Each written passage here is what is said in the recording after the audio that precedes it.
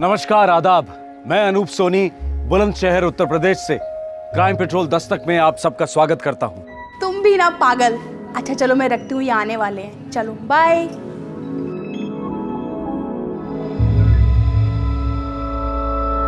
मुझे नहीं पता था आप मेरे पीछे खड़े हो। और मुझे भी नहीं पता था कि मेरे पीठ पीछे ये सब हो रहा है।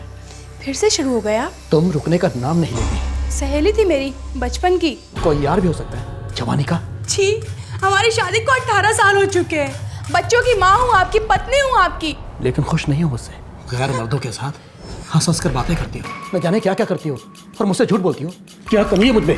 क्या कमी है? बोलो मुझे, बोलो क्या कमी है मुझमें? शक की बीमारी का कोई इलाज नहीं है। शक रिश्तों का कातिल है, ऐसा जहर जो एक शादी को धीरे धीरे कुरेद कुरेद कर जहन्नुम बना देता है। एक ऐसा कीटाणु जो एक बार पति या पत्नी के दिमाग में घुस जाए तो जीवन साथी की सारी आजादी छिन जाती है। किसी से महज मुस्कुराकर बात करना तक दुश्वार हो जाता है। और फिर अक्सर ऐसे जोड़े में से कोई एक हताश होकर जुर्म के दरवाजे पर दस्तक देता है। 31 जुलाई 2005 बुलंदशहर उत्तर प्रदेश, आज से 6 साल पहले।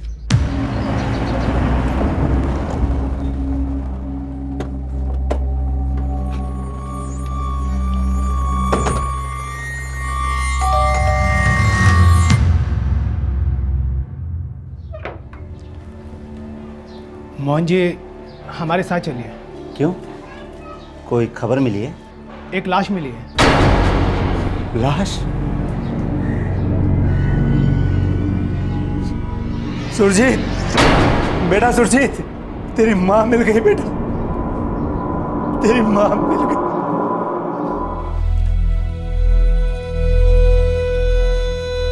आर्निया के एक तालाब से मिली है लाश। पोस्टमार्टम की रिपोर्ट कहती है कि मौत कई दिन पहले हुई है। देखिए मोहन साहब, लाश काफी सड़ चुकी है। दिखाइए।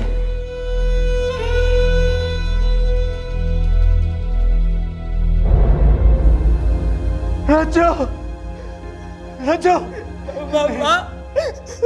माँ उठो, पापा माँ। रज्जो को क्या हो गया बेटा? क्या कर दिया रे तेरे साथ उन लोगों ने? पापा माँ को क्या हो गया? रज्जो, माँ उठो, माँ।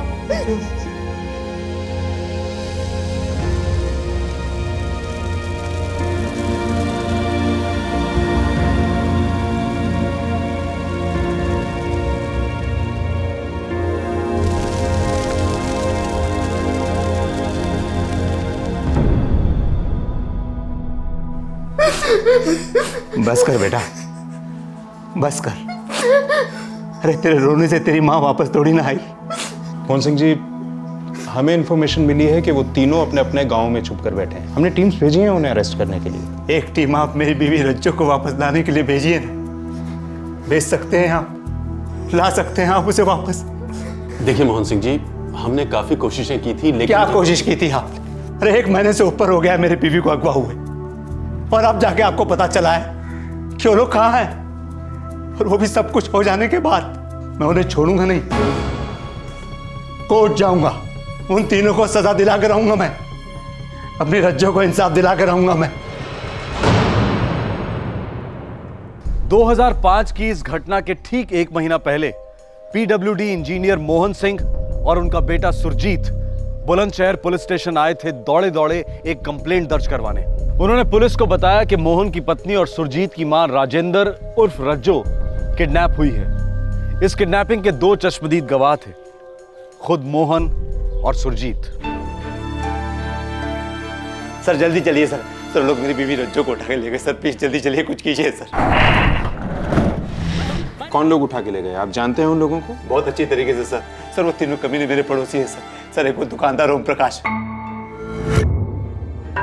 दूसरा सर वो किराएदार सर मास्टर है सर रविचंद्र, तीसरा सर हवलदार राजीव शुक्ला सर। हमारे डिपार्टमेंट का राजीव शुक्ला? हाँ सर, वही कमीना राजीव शुक्ला सर।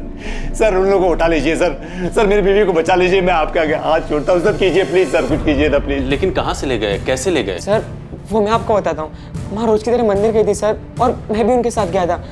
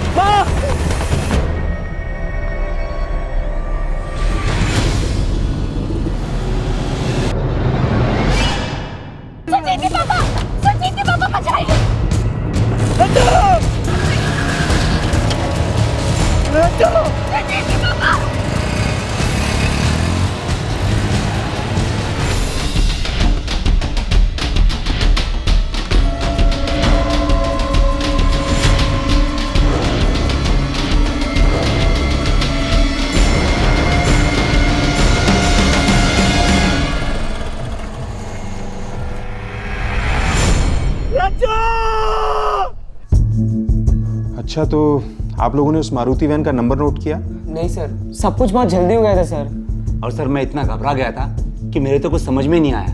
लेकिन हाँ सर, वो गाड़ी सफेद मारुति वैन ही थी, पक्का सफेद मारुति वैन थी। मैंने पीछा किया है सर उस गाड़ी का। आप बता रहे थे कि तीनों किडनैपर्स ने अपने मुंह गमछों से ढके थे। हाँ जी। फिर आप कैसे कह सकते हैं कि वो तीनों किडनैपर्स रविचंद्र, ओम प्रकाश और राजीव शुक्ला ही थे? सर ये तीनों के तीनों बहुत बुरे लोग हैं सर। सर वो लोग तो सिर्फ नाम के मेरे पड़ोसी हैं सर। असल में लोग गीदड़ के खाल में छिपे हुए भेड़िए हैं। एक अरसे से सर मेरी बीवी रज्जो पर इनकी गंदी नजर थी सर। और सर वो मास्टर रविचंद्र एक नंबर का कमीना आदमी है सर वो तो। थैंक यू रज्जो जी, आप बहुत अंडरस्टैंडिंग है। कोई बात नहीं मास्टर जी, अगर किसी चीज़ की ज़रूरत पड़े तो कहने में शर्माइएगा मत। जी जरूर।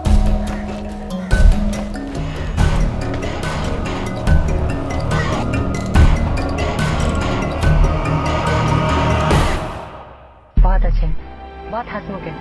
इनफैक्ट उनका और राघव का रिश्ता बाप बेटे का नहीं है, दोस्तों का ज्यादा है। अरे रज्जो, ये ऊपर वाले रविचंद्र के बच्चे ने किराया दिया कि नहीं? जी नहीं, बोले स्कूल वालों ने सभी टीचर्स की तनख्वाह लेट कर दी है इस बार। बोले 10 दिन में दे देंगे। बेचारे सॉरी भी बोले। सॉरी भी बोले? अरे मैं तो पहले ही इसे किराएदार नहीं रखना चाहता था। बिल्कुल पसंद नहीं है मुझे ये आदमी। क्यों जी, ठीक ठाक तो है। वैसे तो किराया हमेशा वक्त पर देते हैं, अपने आप में रहते हैं, मंदिर भी जाते हैं। तू तो बिल्कुल भोली है रज्जो, बिल्कुल ना समझ है। दुनियादारी तो कुछ समझती है नहीं। जानती है उसके स्कूल से मैंने क्या क्या सुना है उसके बारे में? क्या सुनाई दिया है आपको? देख, तुझे ये सब जानने की कोई जरूरत नहीं। तू बस उस आदमी से दूर ही रहना, समझी? ये आपके घर का फर्स्ट फ्लोर कब से किराए पर दिया था इस रविचंद्र को? यही कोई 6-7 महीनों से। स्कूल टीचर है तो सोचा कि अच्छा आदमी होगा इसलिए किराए पे रख लिया, लेकिन बहुत बड़ी गलती हो गई साहब। सर कल ही हमने उसे कहा था घर खाली करने के लिए। वो माँ को बहुत परेशान करता था। सर मेरी बीवी रज्जो तो एकदम गाय है, हर किसी पे भरोसा कर लेती है, लोगों के बुरे इरादों को समझ ही नहीं पाती। सुबह से शाम तक भगवान की पूजा पाठ में लगी रहती है, इसलिए सब में भगवान दिखता है। और ये बाकी के दो पड़ोसी ओम प्रकाश और हवलदार राजीव शुक्ला, इनके साथ क्या हुआ था? दोनों एक नंबर के कमीने हैं, बेशरम हैं, मीठी छुरी हैं दोनों। ओम जी, ये बाकी सामान रहने दीजिए। वो क्या है ना, मेरे पास 300 रुपये कम है। अरे कुछ भी सामान यहाँ नहीं रहेगा, सब आपके घर जाएगा। 300 रुपये कहीं भागे जा रहे हैं क्या भाभी जी? आपसे इतनी पुरानी और अच्छी जान पहचान है, जब पैसा आए तब दे दीजिएगा।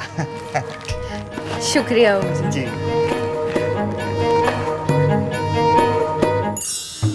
हो जाएगा तो बहुत मेहरबानी होगी राजीव जी।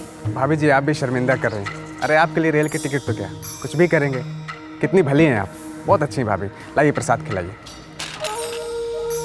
शुक्रिया।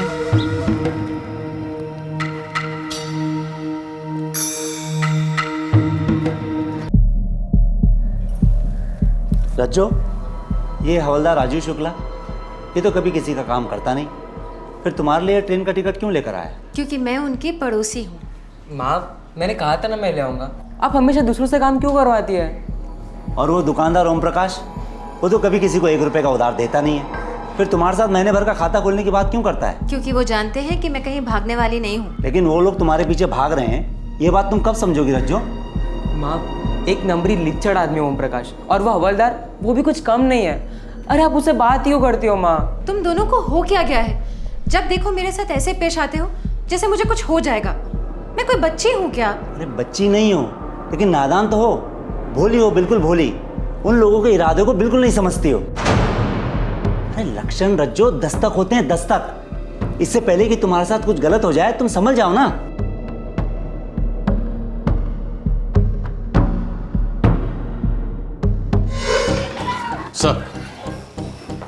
सर हवलदार राजीव शुक्ला अरनिया पुलिस स्टेशन में पोस्टेड है। फोन लगाओ रनिया थाने, बात करनी है हवलदार से। बात क्या करनी है इंस्पेक्टर साहब? जल्दी कुछ कीजिए, उन तीनों के चुंगल से मेरी बीवी को बचाइए, वरना कुछ भी कर सकते हैं, कुछ भी। हेलो, अरनिया थाना। बुलंदशहर थाने से पीएसआई गजेंद्र सिंह बोल रहा हूँ। सलाम सर, कांस्टेबल आजम खान बोल रहा हूँ। कांस्टेबल राजीव शुक्ला है ड्यूटी पर? नहीं सर, वो आज ड्यूटी पर नहीं है। छुट्टी पर है? नहीं सर, ऐसा कुछ भी नहीं बोले, बस आज आए नहीं है। पता नहीं क्यों उनका मोबाइल भी ऑफ है। मोबाइल ऑफ है?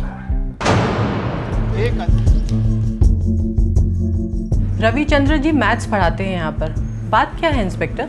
आज छुट्टी क्यों ली है उन्होंने? छुट्टी ली कहाँ, बस आए ही नहीं है। आज 4 ज़रूरी क्लासेस शेड्यूल थी उनकी, ना फ़ोन ना कुछ, मोबाइल भी स्विच ऑफ।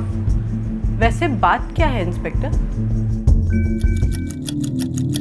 कुछ बताकर नहीं गए, बोले कि तुम दुकान संभालो। ओम प्रकाश जी का मोबाइल क्यों स्विच ऑफ है? वो ही जाने, वो कभी बताते नहीं और मैं कभी पूछती नहीं। अपनी मर्जी के मालिक हैं वो।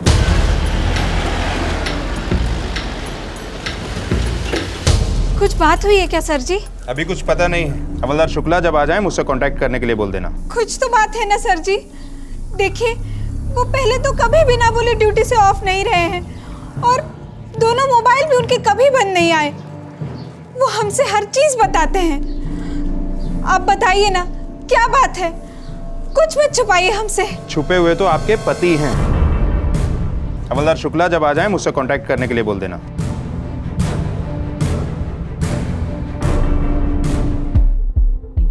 सर वो तीनों काम पर नहीं आए हैं और उनके मोबाइल भी स्विच ऑफ हैं। गजेंद्र, तीनों गायब हैं। सर मुझे लगता है मोहन सिंह का शक सच हो सकता है। पता लगाओ तीनों के और कोई घर वर तो नहीं है।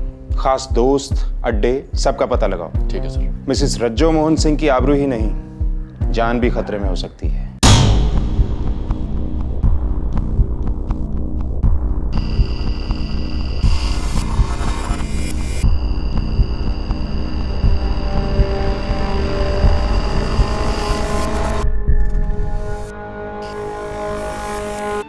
चौबीस घंटे बीत चुके हैं और आप ये बताने आए हैं कि आपके पास मेरी बीवी रज्जो की कोई खबर नहीं है।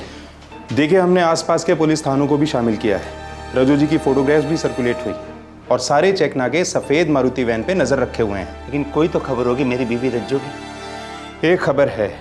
क्या? जिन 3 पड़ोसियों के नाम आपने लिए थे, स्कूल टीचर रविचंद्र, किराने वाला ओम प्रकाश और हवलदार राजीव शुक्ला, ये तीनों के तीनों गायब हैं। ये खबर है?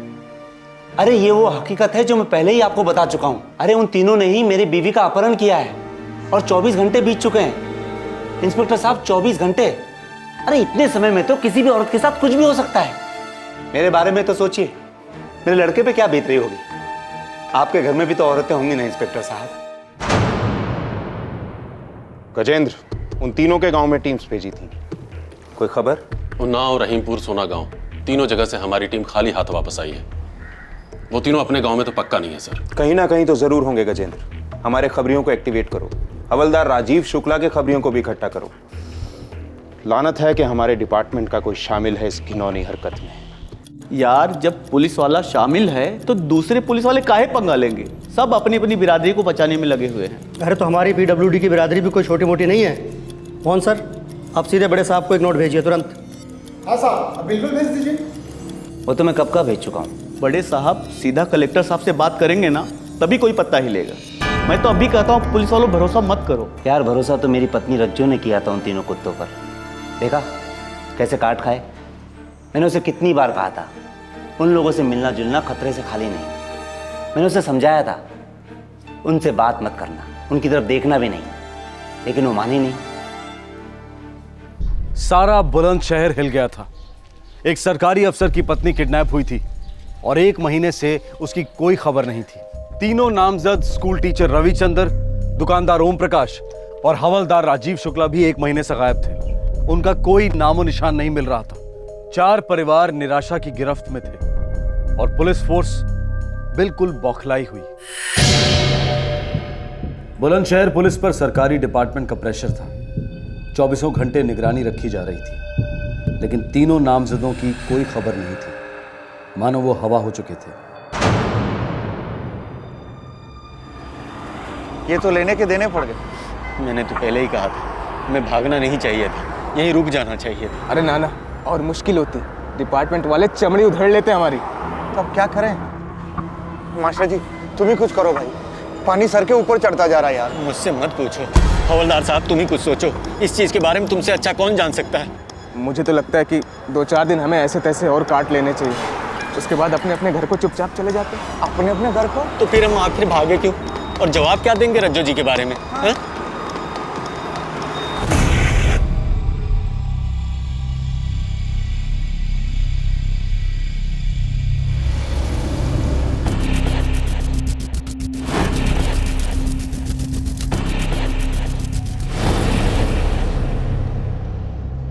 24 जुलाई 2005 अरनिया पुलिस को एक तालाब से एक औरत की लाश मिली। ये लाश काफी सड़-गल चुकी थी। पोस्टमार्टम के 7 दिन बाद तक ये लाश लावारिस पड़ी रही। चूंकि रज्जो का केस गरमाया हुआ था, इसलिए स्वाभाविक तौर पर शिनाख्त के लिए मोहन सिंह को बुलाया गया। बाप बेटे दोनों ने रज्जो को आइडेंटिफाई किया। अब रज्जो की किडनैपिंग का केस रज्जो मर्डर केस में तब्दील हो गया। मैं उन तीनों को सजा दिला के रहूंगा। मैं अपनी रज्जो को इंसाफ दिला के रहूंगा। हमारा यकीन कीजिए मोहन सिंह जी, हम भी वही चाहते हैं। हम आपकी पत्नी के हत्यारों को गिरफ्तार करके रहेंगे। उनमें से एक आपके डिपार्टमेंट का आदमी है, गिरफ्तार करेंगे आप? बड़े दुख की बात है मोहन सिंह जी, अगर आप ऐसा सोचते हैं। खैर छोड़िए, जब हत्यारे गिरफ्त में होंगे तब देखिएगा आप जान जाएंगे कि पुलिस डिपार्टमेंट क्या चीज़ है। चलते हैं, चलो।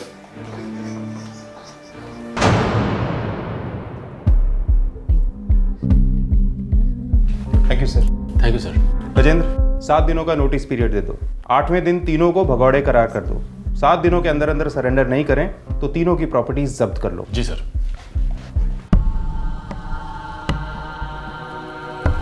देखो भाई, हम लोगों के पास कोई और चारा तो है नहीं, और वैसे भी हमारे कारण हमारे घर वालों की तो बैंड बज चुकी है। रज्जो जी इस दुनिया में नहीं है और अब बहुत जल्द हम भी वहीं जाने वाले हैं। हम तीनों की कब्रें खुद चुकी हैं। तो फिर हम जिंदा लाशों की तरह क्यों भटकते रहे?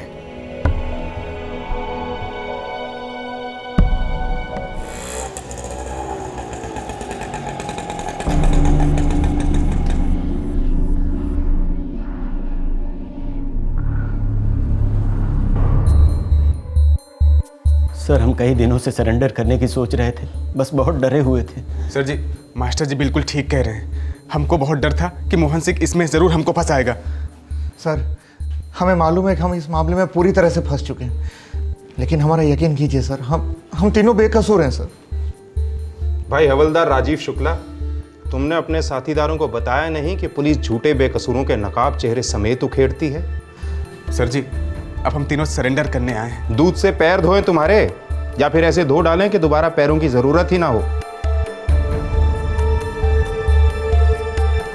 सालो, तुम लोग यहाँ इसलिए आए हो क्योंकि तुम लोग कंगाल हो चुके हो, पूरी तरह थक चुके हो तुम लोग। सर, बहुत ज्यादा थक चुके हैं। सही कह रहे हैं आप। गजेंद्र जी सर।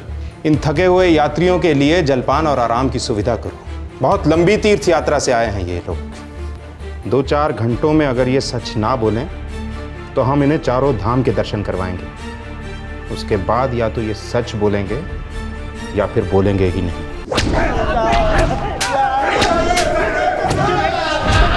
साले, मास्टर होके ऐसी करता है? हमारा यकीन कीजिए साहब, हम इसलिए भाग गए थे क्योंकि हमें पता चला कि रज्जो जी का किडनैप हो गया है और वो पागल मोहन सिंह हमारा नाम लेने जा रहा था।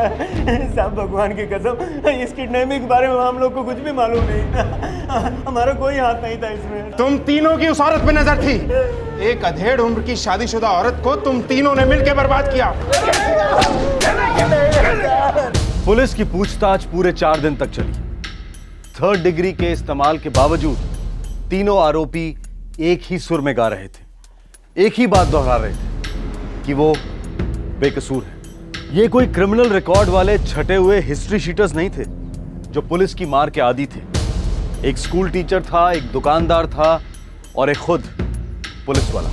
अब सवाल यह था कि अगर ये तीनों झूठ नहीं बोल रहे थे तो फिर सच क्या था? सर, कोर्ट ने उन तीनों की कस्टडी बढ़ा दी है 1 हफ्ते के लिए। मुझे डाउट है कि इससे कुछ फायदा हो, और हैरानी की बात यह है कि इतनी पिटाई के बाद भी तीनों मुंह नहीं खोल रहे हैं। सर, शायद उनके मुंह में कुछ हो ही ना। शायद मोहन सिंह के पेट में कुछ हो। मेरी पत्नी रज्जो मर चुकी है इंस्पेक्टर साहब, अब और क्या जानकारी चाहिए आपको? 4 दिनों तक उन तीनों को लगातार पिटाया हमने।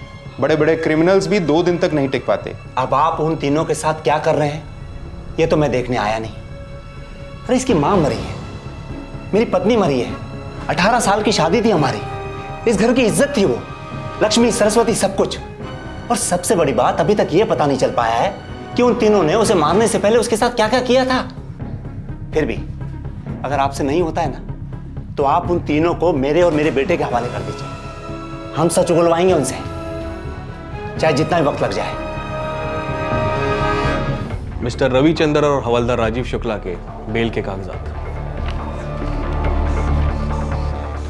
और ओम प्रकाश? उनकी जमानत नहीं। क्यों? ये तो आप कोर्ट से जाके पूछिए।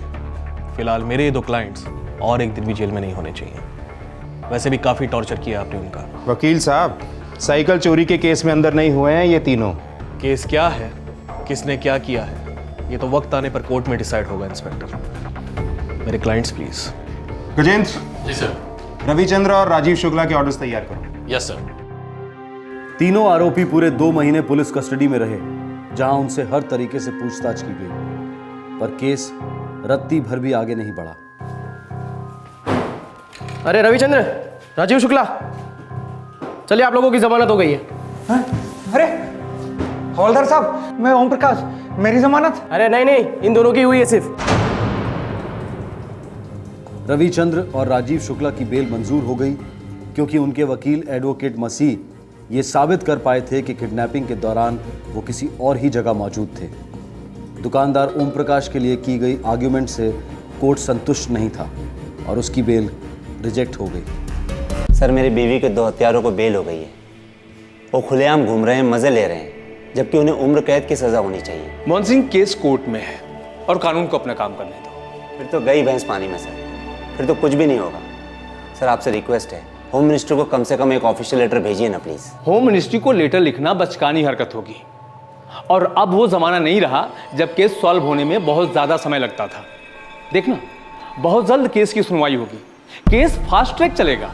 फिर भी सर, अगर ऊपर से थोड़ा दबाव रहेगा तो केस और भी फास्ट ट्रैक हो जाएगा। सर, मेरे बारे में सोचिए, मेरे बेटे के बारे में सोचिए। सर, वो तो जवान है, उसका तो खून खोलेगा ही खोलेगा, खास तौर से तब जब वो दोनों आंखों के सामने होंगे।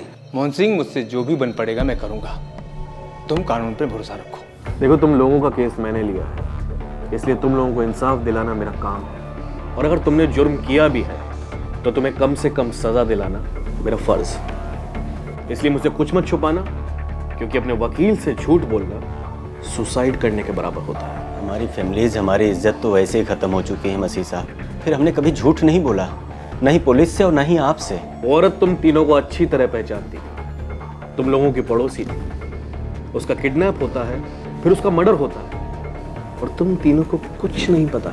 हमारे अलावा और 56 पड़ोसी वकील साहब। लेकिन मोहन ने सिर्फ तुम तीनों का नाम लिया है। वकील साहब, ना तो हमने किडनैपिंग की है और ना ही हमने कत्ल किया है। हम लोगों ने कुछ भी नहीं किया। तो फिर किसने और क्यों?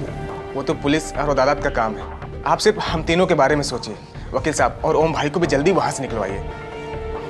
पता नहीं ये पागलपन कब तक चलेगा। 6 साल, पूरे 6 साल तक कोर्ट में आर्ग्यूमेंट्स चलते रहे। रविचंद्र, राजीव शुक्ला और ओम प्रकाश का वकील बार बार एक ही बात कहता रहा कि उसके क्लाइंट्स को बलि का बकरा बनाया जा रहा है। मोहन अपने आरोपों से टस से मस नहीं हो रहा था। वो सिर्फ यही कहता रहा कि तीनों मर्दों की उसकी पत्नी पर बुरी नजर थी। ओम प्रकाश 6 साल जेल में कैद रहा, जबकि उसके साथी आरोपी रविचंद्र और राजीव शुक्ला को बराबर बेल मिलती रही। आखिरकार 2011 में यह केस अपने सर के बल उलट गया।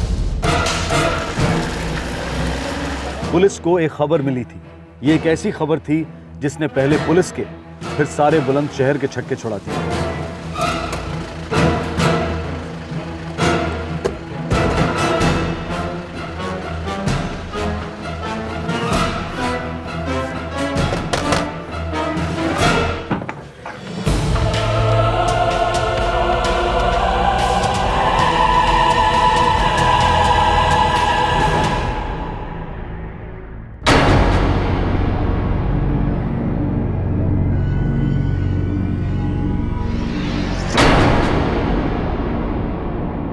पूरे 6 साल बाद बुलंदशहर पुलिस के सामने एक औरत खड़ी थी जो ये कह रही थी कि वो रज्जो है, वही रज्जो जो अगवा की गई थी, वही रज्जो जिसकी मौत हो चुकी है। क्या ये वाकई मोहन सिंह की बीवी थी?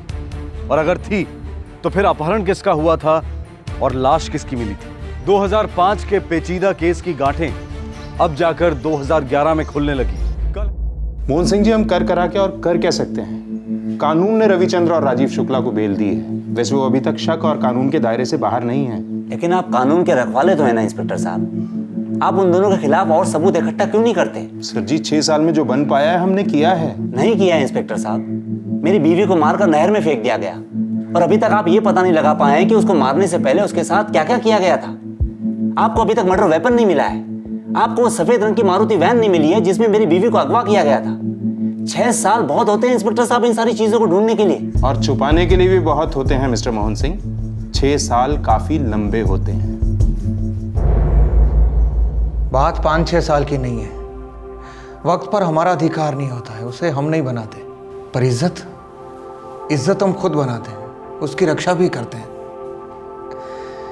एक बार वो चली गई तो वापस कभी नहीं आती। अब कभी भी रिहा हो जाऊं, क्या फर्क पड़ता है? शक ने तो उम्र कैद की सजाई दी है, मुझे भी और मेरे परिवार को भी। कुछ समझ में नहीं आ रहा साहब, मैं दुकान संभालूं या घर? हमारी बेटी की उम्र शादी के लायक हो चुकी है, पर उसके लिए कोई रिश्ता नहीं आता। सब कहते हैं उसका बापू खूनी है, गंदे गंदे इल्जाम लगाते रहते हैं। और हमारा बेटा, वो तो अपने बापू से मिलने तक नहीं जाता, अपने नाम के साथ उनका नाम तक नहीं जोड़ता। ये सजा कब तक चलेगी साहब? देखिए, जब अदालत अपना फैसला सुनाएगी तभी पता चलेगा।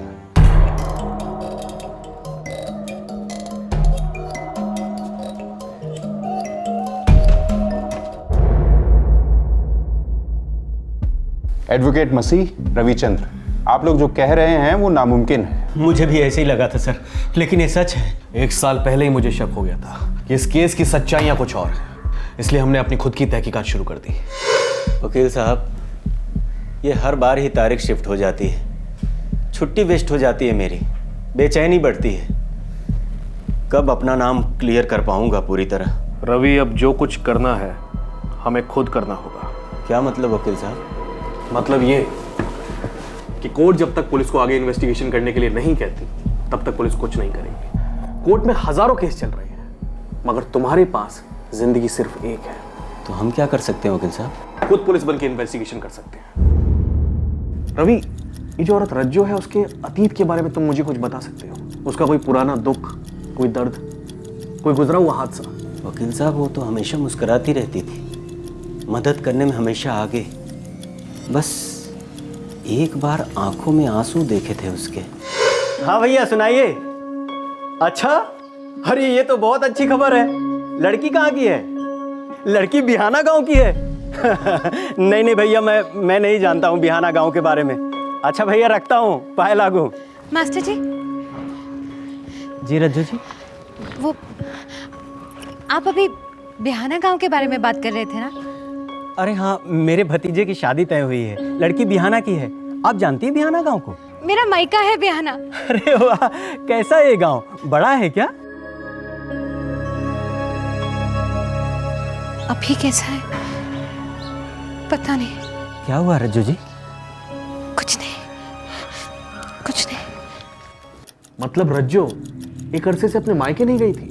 हाँ, हो सकता है। चलो हम चलते हैं। फिर आप दोनों बिहाना गए, क्या पता चला वहां से? एक दूसरे ही गांव का पता मिला। क्या मतलब? बिहाना गांव के लिए रज्जो जी मर चुकी थी। अगर कोई 7 साल तक गायब रहे तो आपका कानून भी उसे मरा हुआ घोषित कर देता है। मेरी बहन 23 साल पहले इस घर से ब्याह कर गई थी, तब से दोबारा उसने इस घर में एक बार भी कदम नहीं रखा। न उसने खबर दी और न ली। आपने कोशिश भी नहीं की? ताली एक हाथ से नहीं बजती वकील साहब। रज्जो के लिए हम मर चुके हैं, तो हमें भी जिंदा होने का कोई शौक नहीं है। नमस्कार।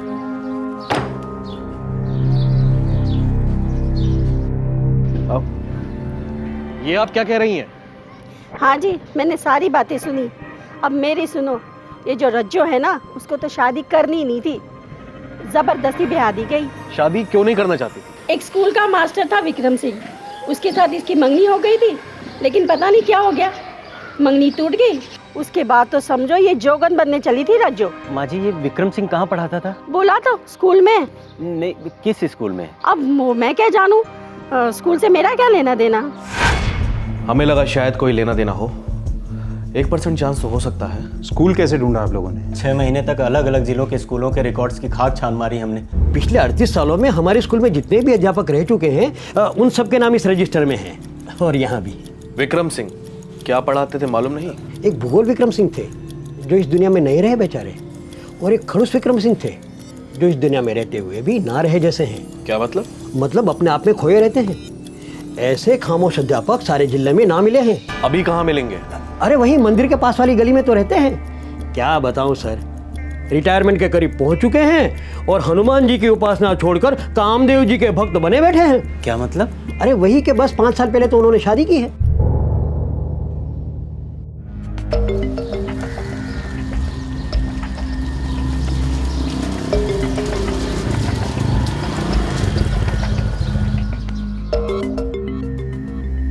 वकील साहब, हाँ, शायद यही विक्रम है।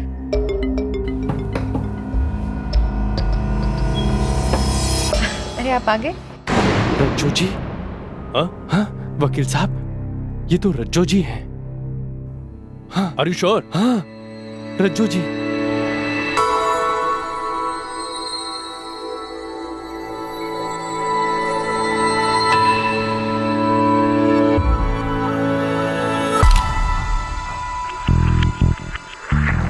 शक्ल तो मिलती है सर, दोनों एक ही शक्लें हैं और रज्जो जी ही हैं। भारत नगर है गांव का नाम। मैंने आसपास वालों से पूछा था, सबने यही कहा कि 6 साल पहले शादी करके लाया था उसे, एग्जैक्टली उसी टाइम जिस वक्त रज्जो यहाँ बुलंदशहर से गायब हुई थी, और बाद में पता नहीं किसी की लाश मिलती है। इंस्पेक्टर, ये बहुत बड़ी साजिश है। और कुछ एडवोकेट मसीह? इंस्पेक्टर साहब, ये बहुत कुछ है, और मैं किसी अच्छी खबर की उम्मीद करता हूँ। ये खबर जब तक हम लोग चेक नहीं कर लेते, आप दोनों अपने पास ही रखें। खबर तो पक्की है इंस्पेक्टर साहब, और अगर आप एक्शन ले रहे हैं तो हमें किसी को बताने की क्या जरूरत है। इजाजत दीजिए। जी नमस्कार।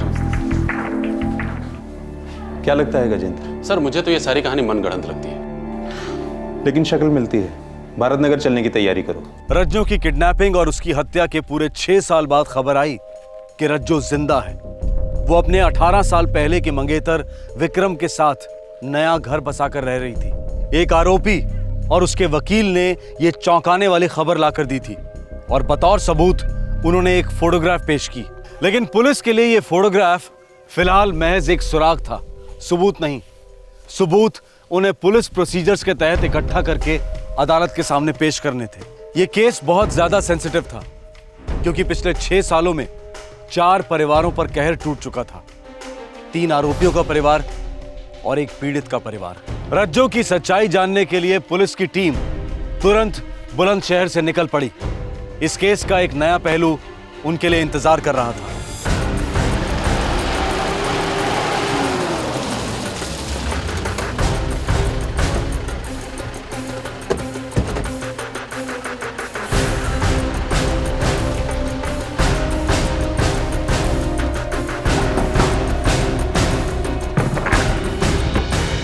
जी?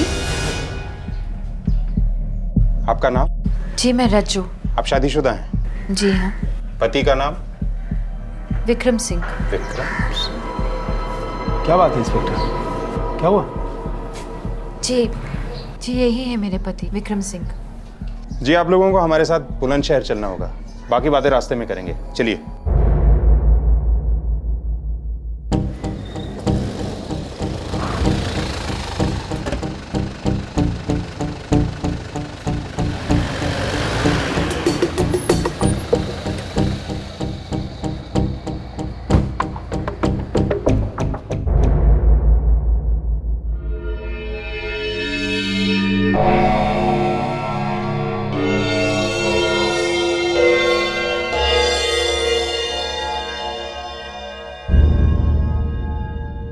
ओम प्रकाश, कौन है ये औरत? रज्जो जी। हवलदार? रज्जो भाभी साहब। मास्टर जी। सर, मैं तो पहले ही बता चुका हूँ। ओपन एंड शट केस है इंस्पेक्टर। मेरे तीनों क्लाइंट्स क्लीन हैं। रुकिए एडवोकेट मसीह साहब, रुकिए। अभी मोहन सिंह जी और सुरजीत ने कुछ कहा नहीं है। मोहन सिंह जी, मैं इस औरत से जानना चाहता हूं, ये कौन है? हाँ, आप मोहन सिंह की बीवी से विक्रम सिंह की बीवी कैसे बनी? इस आदमी के शक ने मुझसे मेरा बच्चा, मेरी जिंदगी, सब कुछ छीन लिया। 18 साल मैं इसके साथ रही पत्नी बनकर, इसे अपना सब कुछ दिया, लेकिन इसने सिर्फ शक किया। रज्जू जी, इस बार मेरी तनख्वाह थोड़ी लेट आएगी, किराया 1 हफ्ते बाद दूंगा। कोई बात नहीं मास्टर जी। कोई बात क्यों नहीं है? हाँ, कोई बात तो जरूर है। ये क्या गन चल रहा है तुम दोनों के बीच में? कैसी बातें कर रहे हैं आप? तू अंदर चल, चल अंदर। मोहन भाई साहब, ये ओए साले, भाई साहब भी बोलता है और मेरी बीवी रज्जो पे बुरी नजर भी रखता है। हाँ, चल घर से निकल, तू घर से निकल कुत्ते, वरना मैं पुलिस के पास जाऊंगा, समझे? देख रहे हो ना भाई साहब आप लोग? हाँ, अरे कमीनेपन की हद होती है। मेरी बीवी रज्जो पे नजर रखता है ये आदमी। शिक्षक कहता है अपने आप को, शिक्षक। थू।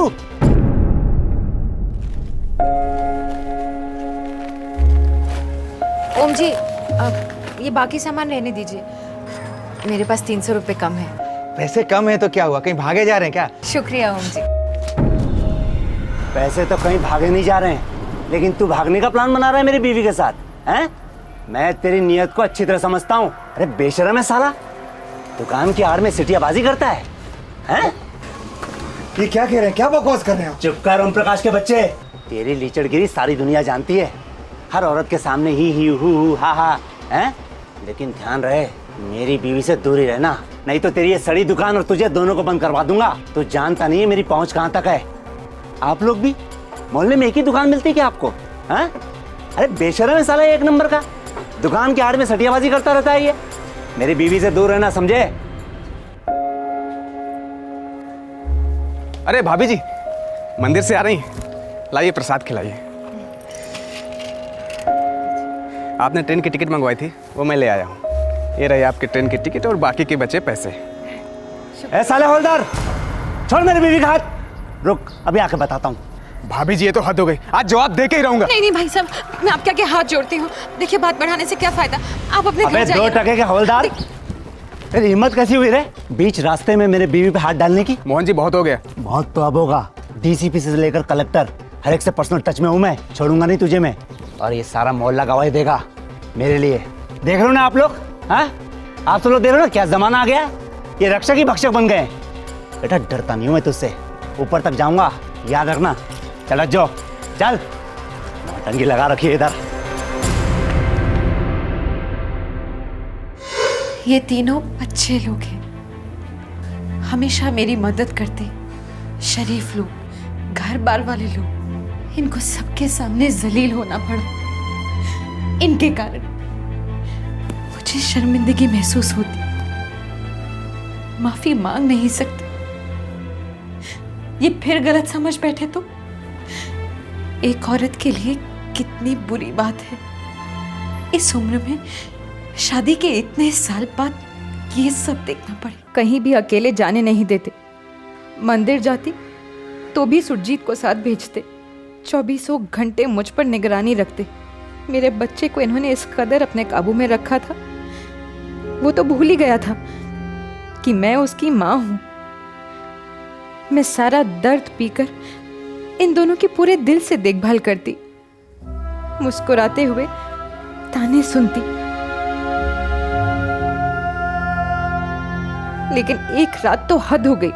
पापा, कल दोपहर को मम्मी किसी से फोन पे बात कर रही थी, जैसे ही मैं आया तो तुरंत फोन काट दिया। बकवास मत कर सुरजीत, वो मैं अपनी सहेली से फोन पे बात कर रही थी। वही था ना, शादी से पहले वाला स्कूल मास्टर जिससे तेरा चक्कर चल रहा था, जिसकी झूठन को तेरे बाप ने मेरे गले से बांध दिया। बस भी कीजिए, बच्चे के सामने कितनी गंदी बात कर रहे हैं। सुरजीत, तुम अंदर जाओ। सुरजीत कहीं नहीं जाएगा, तो यहीं रुक बेटा। तुझे जानना जरूरी है कि तेरी माँ कौन है और कैसी है। बता, शादी से पहले तूने क्या क्या गुल खिलाए थे? किसे फोन करती है? किसे फोन करती है?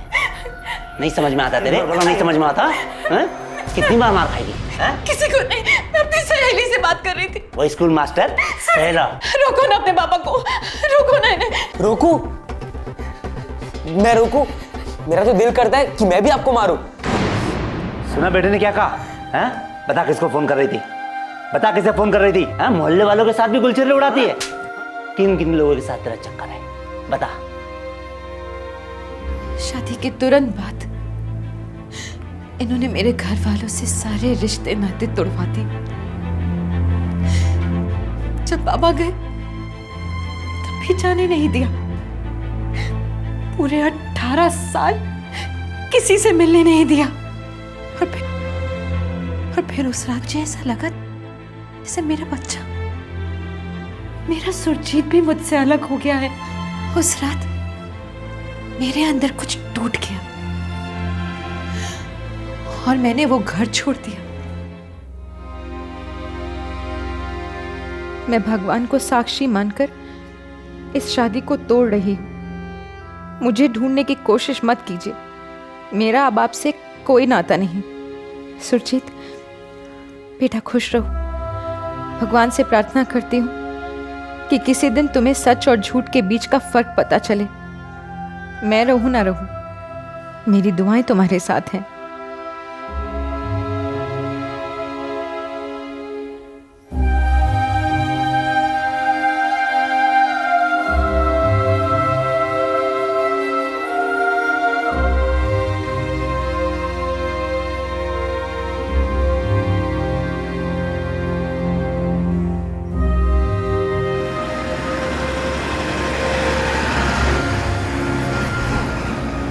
मेरे पास 2 रास्ते थे, या माँ बाप के यहाँ लौट जाऊं या फिर बनारस जाकर किसी आश्रम में भर्ती हो जाऊं। लेकिन भगवान ने तीसरे रास्ते को मेरी ओर भेजा।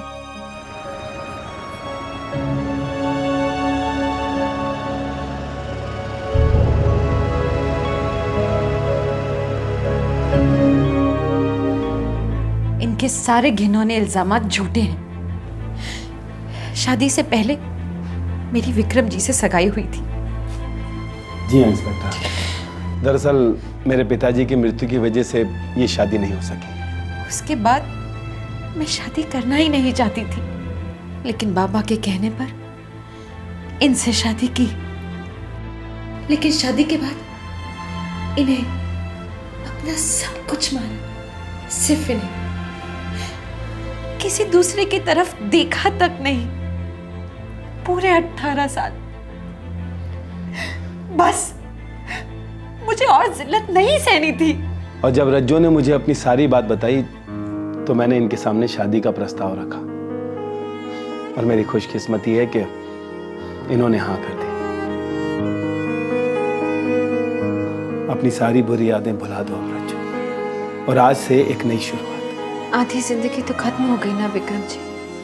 लेकिन अभी आधी जिंदगी तो बाकी है ना रज्जो, और नियति की जो मर्जी है उसे हमें स्वीकार तो करना पड़ेगा ना। अब मुस्कुरा दो।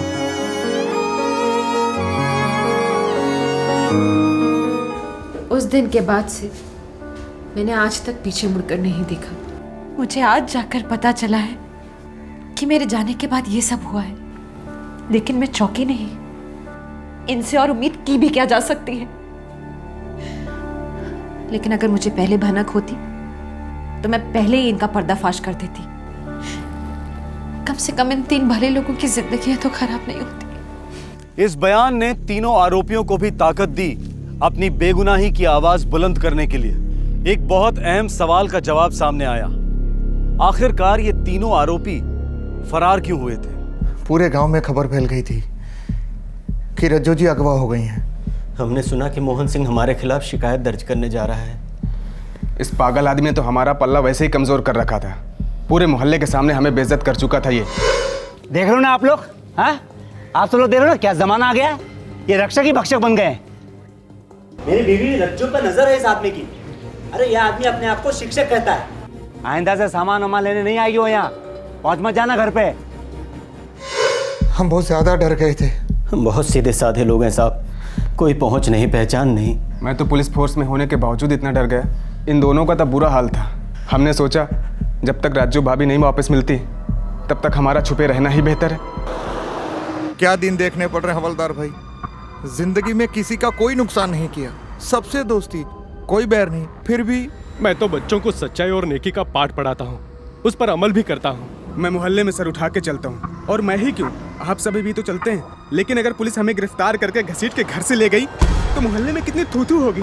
पुलिस मार मार के खाल खींच लेती है लॉकअप में। अरे यार, हम अपने घर लौट भी पाएंगे क्या कभी? ऊपर वाले पे भरोसा रखें। चलो अभी चलते हैं। शिकायत दर्ज हो चुकी है और वारंट भी हमारे खिलाफ निकल चुका है।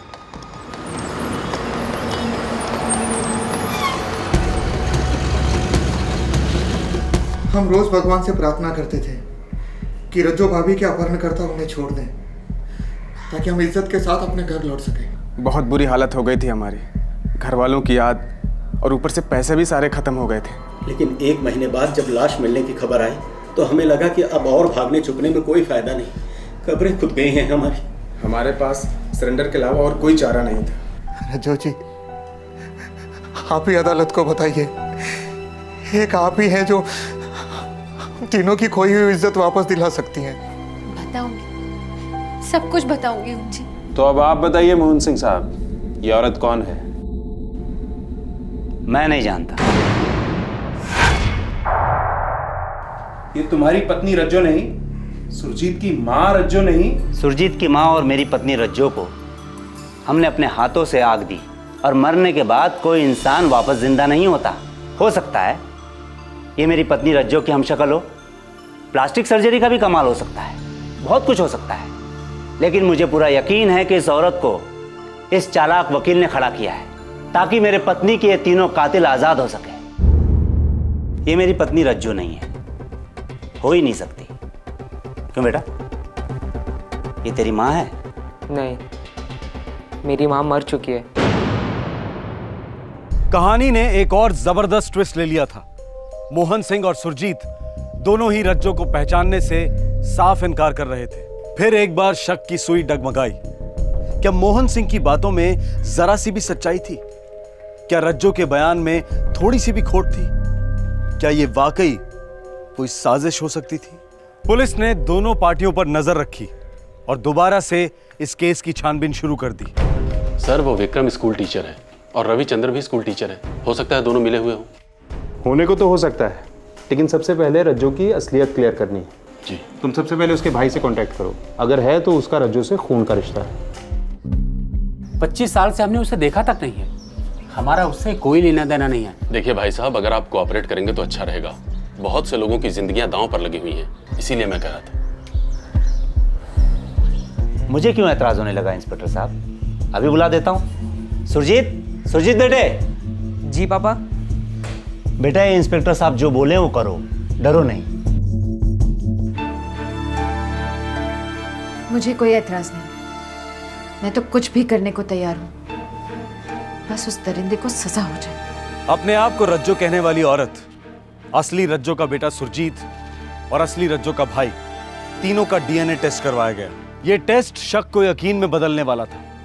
4 परिवारों को इस टेस्ट का बेहद इंतजार था और रिजल्ट ने सारे शक दूर कर दिए। रज्जो और उसके भाई का डीएनए टेस्ट मैच हुआ।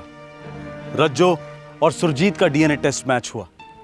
रज्जो वाकई रज्जो थी, सुरजीत की मां और मोहन सिंह की पत्नी जिससे उसने रिश्ता तोड़ा था। मोहन सिंह, 6 साल तक तुम मेरे केबिन में आकर मुझसे सवाल करते रहे। आज मैं तुम्हारे घर आया हूं, मुझे कुछ जवाब चाहिए। कैसा जवाब? रज्जो की किडनैपिंग और लाश की सच्चाई क्या है? वो तो 6 साल पहले ही मैं आपको बता चुका हूँ। 6 साल पहले मैंने और मेरी टीम ने 3 बेगुनाह लोगों को जानवरों की तरह पीटा, उन पर केस किए, उनकी जिंदगियां बर्बाद हुई। तुम्हारी जिंदगी मेरे लिए बहुत कम मायने रखती है, तो चुपचाप सच बोलोगे तो शायद जियोगे। अरे रज्जो, रज्जो,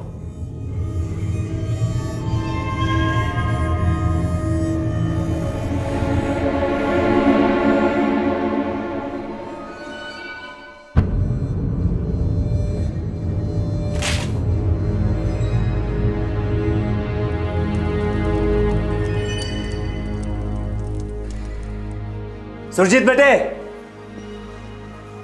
हाँ पापा। मेरा शक सही निकला बेटा, भाग गई वो उल्टा। तेरी माँ तुझे मुझे हम दोनों को छोड़कर भाग गई। भाग गई बेटा। नहीं नहीं पापा, ऐसा नहीं हो सकता पापा, वो अभी नहीं जा सकती पापा, नहीं ऐसा नहीं है। रो मत बेटा, बेटा आज से तेरा बाप तेरी माँ मैं खुद हूँ बेटा। बेटा मैं जैसे बोलूंगा वैसे ही करते जाना, करेगा ना बेटा? जैसा कहोगे वैसा ही करूँगा पापा। फिर मैंने पूरी झूठी कहानी बनाई किडनैपिंग की और आपके पास आकर एक झूठी रिपोर्ट लिखवाई। मैंने अपने बेटे सुरजीत को अपनी तरफ कर लिया था और मुझे पूरा यकीन था कि वो हमेशा मेरा साथ देगा। उन तीनों के नाम ही क्यों लिए, किसी और के क्यों नहीं? क्योंकि वो तीनों मुझे सबसे ज्यादा खटकते थे। मेरी बीवी उनसे सबसे ज्यादा घुल मिलकर बातें किया करती थी। बातें किया करती थी, सिर्फ बातें, शराफत से। मानो या ना मानो, मेरी बीवी बेवफा थी। वो बेवफा नहीं थी, बल्कि तुम बीमार थे, अब भी हो। शक की बीमारी से ही मरोगे तुम। लावारिश लाश की शिनाख्त में तुमने उसे रज्जो कहकर क्यों पहचाना? क्योंकि मैं जानता था मेरी बीवी रज्जो कभी वापस नहीं आएगी। मोहन जी, एक लाश मिली है, आपको शिनाख्त के लिए बुलाया।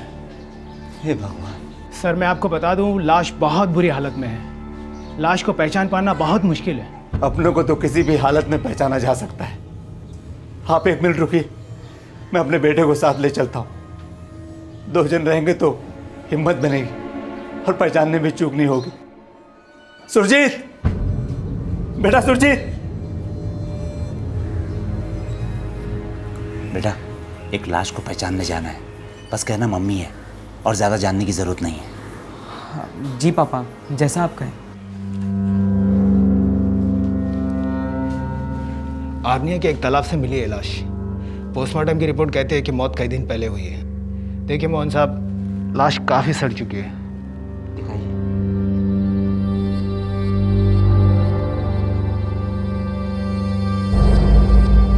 रज्जो, रज्जो, माँ, क्या कर दिया रे तेरे साथ उन लोगों ने? पापा। उन तीनों कमीनों पर मर्डर और किडनैपिंग का चार्ज लगाकर मैं आधी लड़ाई तो वैसे ही जीत चुका था। ऊपर से उन तीनों बेवकूफ़ों का भागना मेरा काम आसान कर गया। मर्डर का केस बनते ही उनके टेंटवे दब चुके थे, हमेशा हमेशा के लिए। हमेशा हमेशा के लिए तो बस एक ही चीज रहेगी, तुम्हारे शक की बीमारी, जो तुम बखूबी अपने बेटे को भी दे चुके हो। मुबारक हो, जश्न जेल में ही मनाना, पूरी उम्र पड़ी है।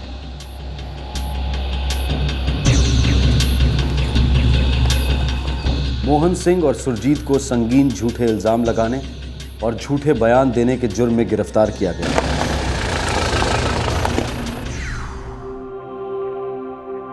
दोनों पर मुकदमे चलेंगे और 10 साल की सजा होने की संभावना है।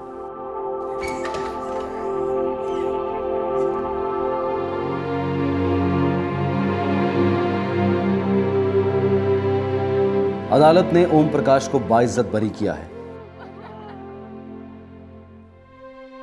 कांस्टेबल राजीव शुक्ला और स्कूल टीचर रविचंद्र के खिलाफ केसेस भी खारिज किए गए हैं।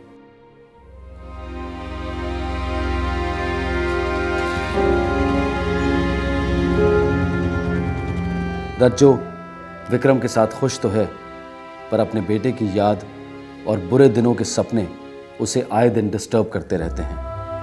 शक का शिकार जिंदगी भर तड़पता है। कल और आज 2 भागों में दिखाई गई ये दास्तान शक की कहानी वाकई एक अद्भुत केस है। किसी ने किसी की जान नहीं ली, लेकिन शक ने कितनी सारी जिंदगियां बर्बाद कर दी। मर्द और औरत के रिश्ते के बीच में जब शक का वायरस दाखिल होता है तो वो एक दस्तक होती है कि सिर्फ रिश्ते ही नहीं बल्कि रिश्तेदार भी खतरे में हैं। क्राइम पेट्रोल दस्तक लगातार आपके लिए जुर्म की कहानियां लेकर आता रहेगा। हमारा मकसद है जुर्म से लड़ना, उसे कम करना, और उसके लिए सबसे ज्यादा जरूरी है उसे समझना। आपसे फिर होगी मुलाकात, तब तक अपना ख्याल रखें, सुरक्षित रहें। जय हिंद। इस तरह के और भी एपिसोड देखने के लिए हमारे चैनल को सब्सक्राइब करें और बेल आइकन दबाना ना भूलें।